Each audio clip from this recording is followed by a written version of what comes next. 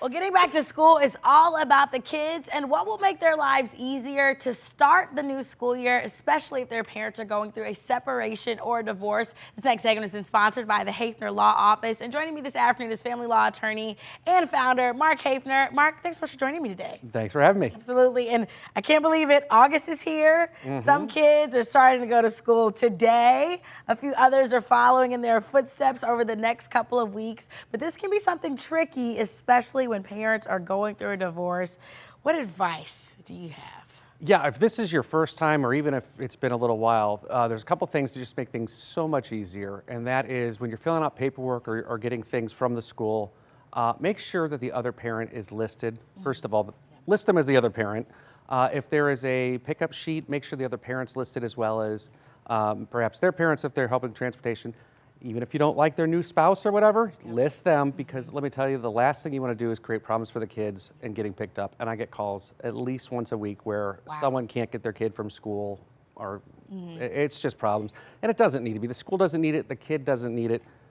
It's just a problem that shouldn't be happening. Well, you're mentioning that, these are problems that you're getting calls about, the parents are experiencing, the kids are experiencing. You always say, put the welfare of the child first. Absolutely. Don't be petty. It's a big golden rule thing. Whatever you wish the other parent was doing for you, do it for them. Parent portals make things real easy to make sure everybody is aware of grades, schedules, calendar events, things like that. But sometimes maybe just remind the other spouse, hey, don't forget they've got a play or they've got tryouts. Another thing I recommend is just to make it easier on the child, if there's something they need a lot, like at both houses, I know kids a lot of times use Chromebooks or iPads or whatever, just get a charger for each house instead of trying to put it on a child to try and lug it back and forth. The easier you can make it on your kids, the better. And if school supply shopping, I know that's a big thing. I know I did it this past weekend. Maybe figure out what you guys need to buy duplicates of at each house so that way the kid doesn't need to lug it. And also, find out, for the stuff at school, see if you guys can split the list. See if you say, okay, we've got this, or can you get that? You'd be surprised, I think, sometimes for these parents where they're like, well, they never did anything. Well, the world's a little different now, so they're gonna have to start getting involved, and maybe they really want to be involved. I found that most people want to be a good parent, even if up until that point, didn't work. Exactly. Yeah, they had different roles when they were together, but they're not together anymore. So things are changing, and it'd be nice to include them.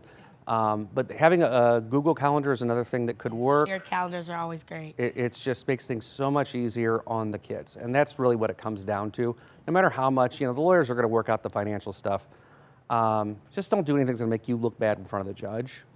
That's also important. It's a big thing. Take it from the pro, right? Well, these are just a few nuggets, just a couple to take with you, especially as we're getting ready for school. Now, I have another question for you. We actually haven't talked about this before ever on the show. Okay. Sometimes separations or divorces can be a result of domestic violence. What should happen, or what should people know if they're experiencing that? So with domestic violence, it's the one thing where I've had clients that have been killed by their spouses. So I really want to take it very seriously. Missouri has a Safe at Home program. So when you're enrolling or putting your address down, if you have a new address, especially the kid's school or the doctor, whatever else, you put in this confidential address.